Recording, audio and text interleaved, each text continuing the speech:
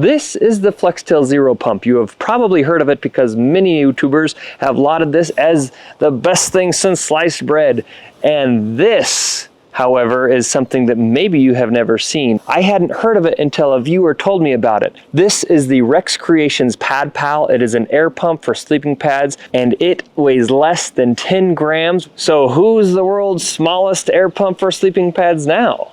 If you, like me, had never heard of this before, stick around because I'm going to give you my first impressions on this nifty little camp gadget. Gear up and get outside. So this is the Pad Pal, and it comes from a very small cottage company called Rex Creations, run by one guy named Tyler Reeves. More on him later. When you order a Pad Pal, you get the pump and you get a nozzle. And the nozzle is based on the type of air pad you have. There's a selection of different brands that he makes custom nozzles for. This one is for the XPED, and it also works for the REI Helix, which is the one I'm using today. That's it. That's all you need.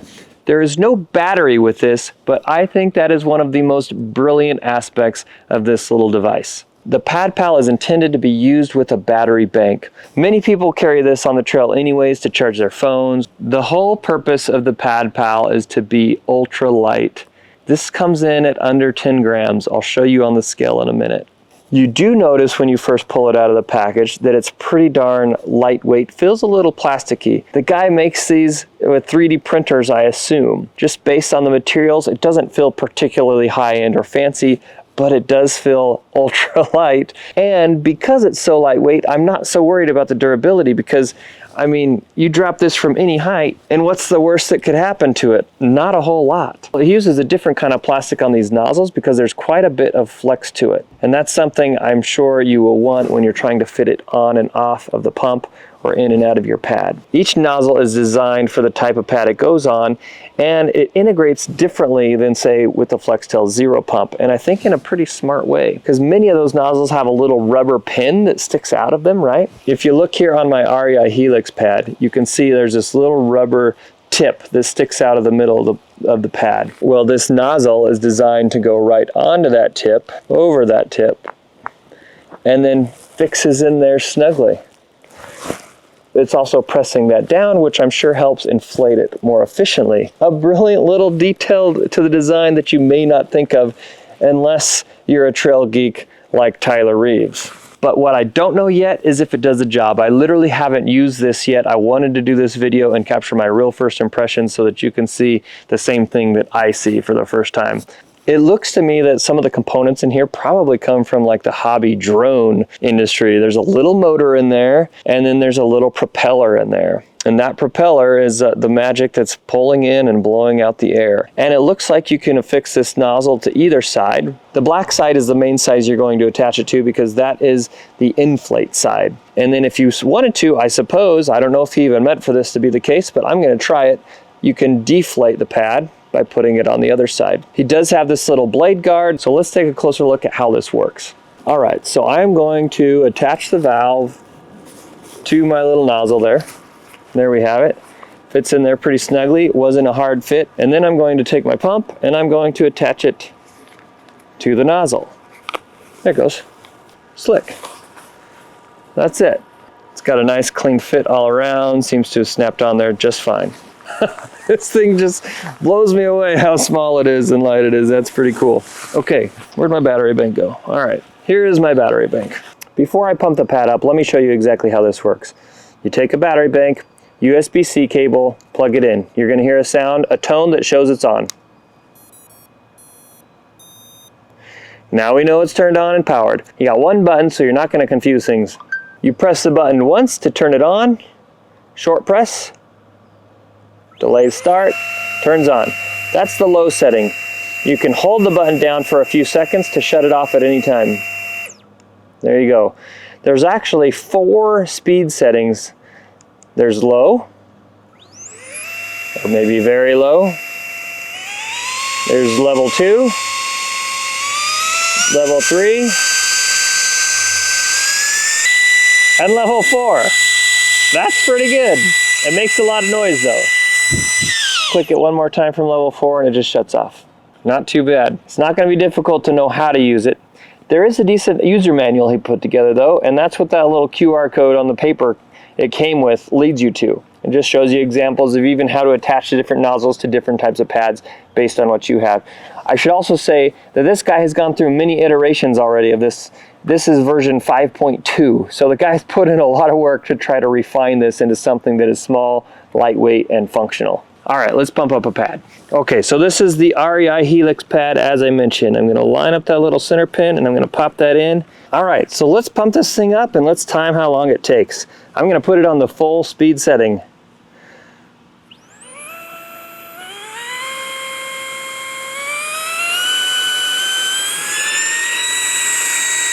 We're off to the races.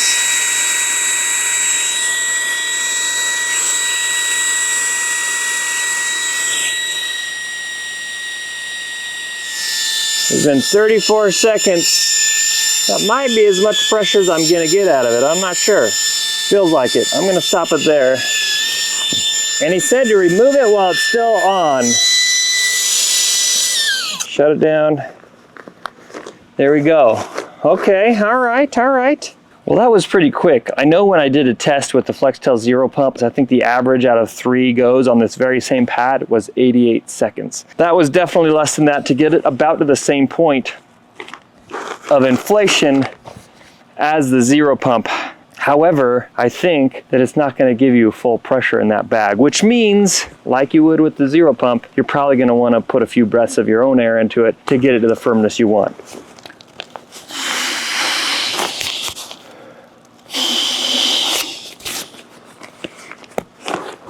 Yeah, 2 breaths of mine, and that gets it where I want. That's not too bad. As a matter of fact, let's try the Zero Pump and just compare it head to head. I just let all the air out of this, rolled it up to try to push it out, so it's about the same as it was when I started with the Pad Pal. Got the nozzle in there, reset this. There we go. Something was wrong because it had been almost 2 minutes and it hadn't made any progress. I pulled this out and I wonder if it had like pinned down the little pin, the rubber pin in there, and that was making it so it wasn't letting any air in. I hadn't noticed that before with the Zero Pump, but you know, you always discover something new, I guess, when you're doing these tests. So let me push that air back out and let's try that one again. All right, deflate valve is closed. If anything, this Flextail pump is getting the advantage. Let's try it again.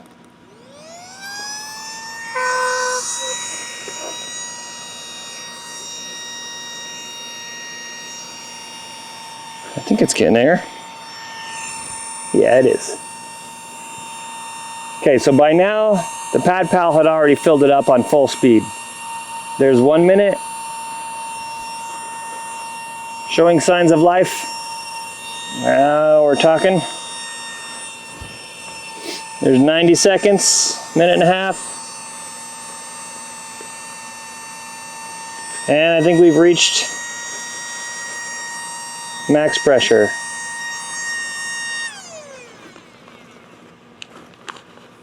Okay, one of my main criticisms of the Zero Pump is that it really doesn't fill it up all the way to the point that I want to sleep on it.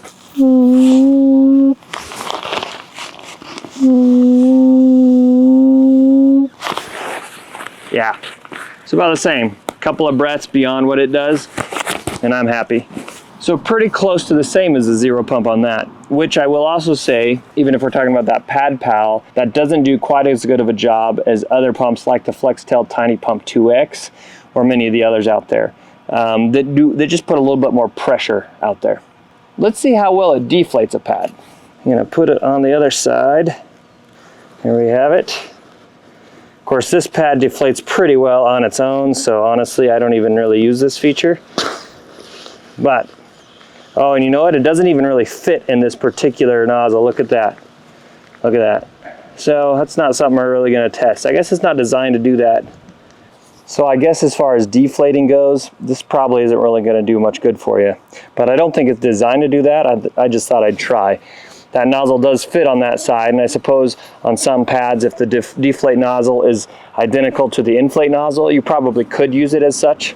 but that's not the case on this Helix pad, so I can't really test that. Okay, let's talk about weight for a minute, because that is a key selling point of either the Zero Pump or the Pad Pal, and it's something that Flextail is very proud of because they even advertise this as the world's smallest air pump for sleeping pads. And yet, we have a new contender, my friends. The Flextail Zero Pump is advertised as weighing 1.2 ounces, and that is true. That is what I read as well on my own scale at home, but that is without the battery and without the nozzle, both of which are required in order to be able to inflate your sleeping pad on the trail. So your total pack weight is more like 2 or 2.1 ounces.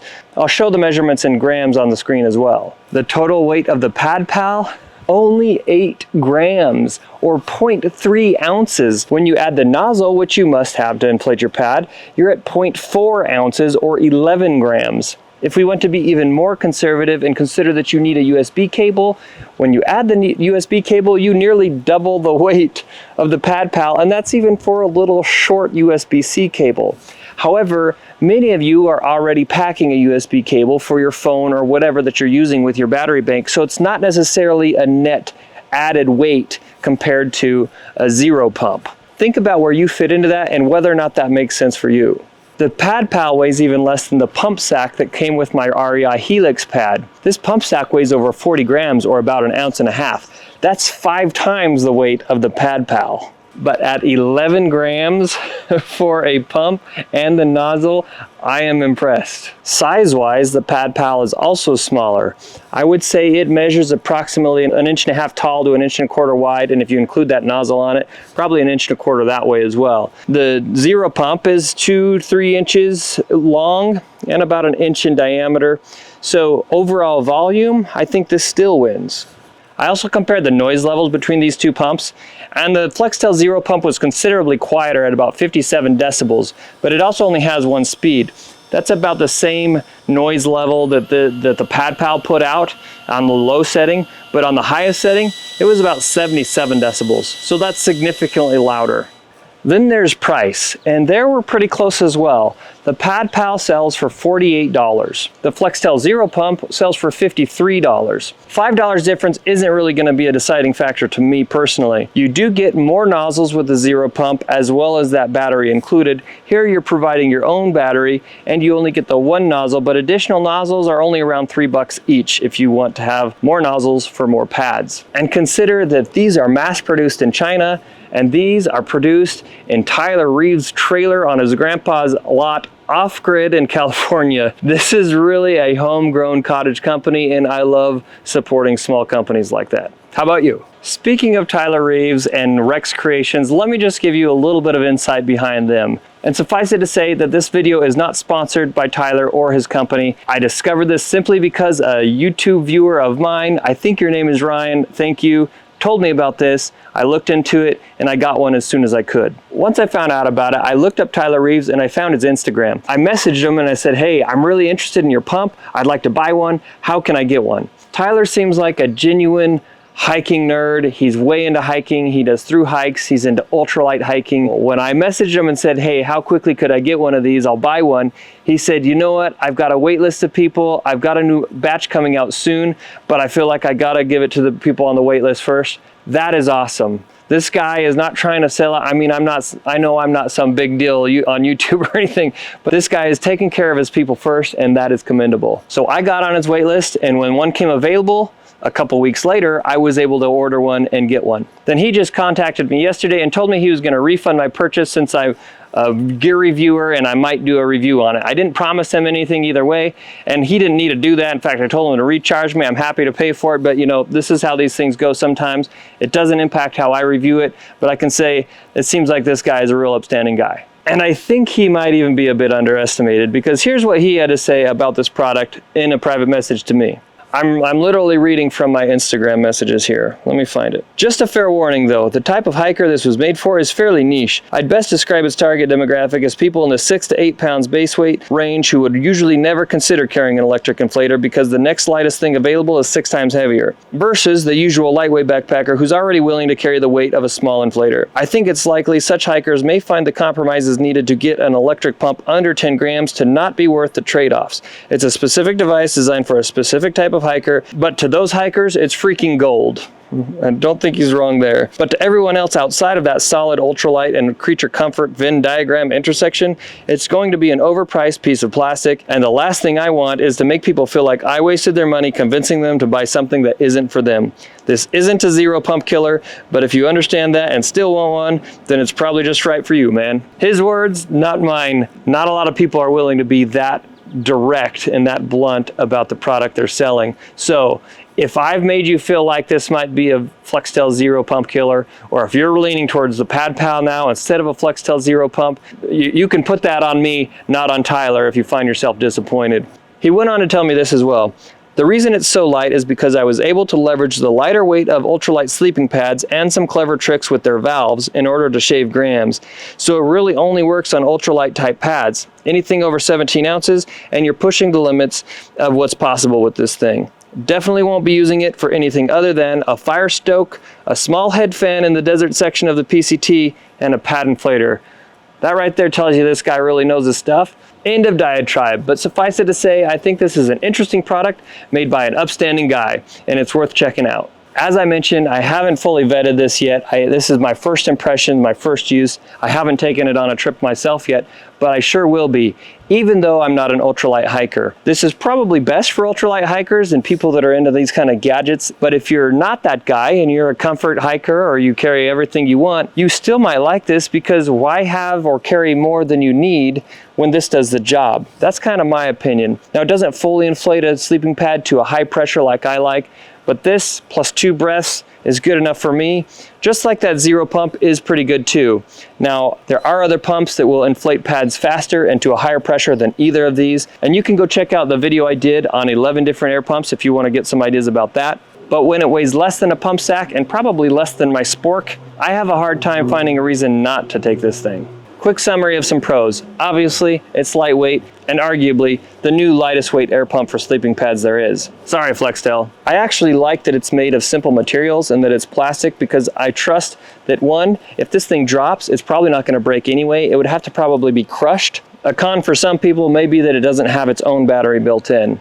That might also be a pro for others, like me. It's USB-C, so if you're an iPhone user and you're already carrying a USB cable and a battery bank for your iPhone, you may need to carry a separate USB cable. At almost 50 bucks, it's not a cheap piece of gear. You can find much cheaper air pumps that can even do a few more things, but they're gonna weigh a whole lot more. Maybe you're like me and you consider yourself a lightweight backpacker, or you like some comfort stuff, but you like ultralight gear that's good and does the job just with less weight, then this is an interesting option. If you like to support small business, cottage gear companies, and products made in the USA, the Pad Pal is an excellent option as well. That said, they are made in small batches. They're not always available for sale. So when you go to his website, if you do, you may or may not see any stock available. But hang in there and get on his wait list, and I gotta hand it to him. I think he's doing business right to get started. I don't know if this Pad Pal is gonna kill the Zero Pump. Only customers and time will tell. And the creator of the Pad Pal doesn't seem to think so. But what I can say is I think it will take away some of the customers that might have otherwise gotten a Zero Pump, because this is just so darn light and so darn interesting. And I do think it has a broader market or a broader reach for more customers than maybe just what Tyler had in mind in the first place. So what do you think about this little Rex Creations Pad Pal? Let me know in the comments. Now, if you want to see 11 different mini air pumps for camping and backpacking compared side by side, go watch this video next. I also invite you to subscribe to this channel for more gear reviews like this, and sign up for our email newsletter where I send out deal alerts and behind the scenes stuff about how I test gear. Links in description below. Now gear up and get outside. I gotta plan a trip where I can use this Pad Pal.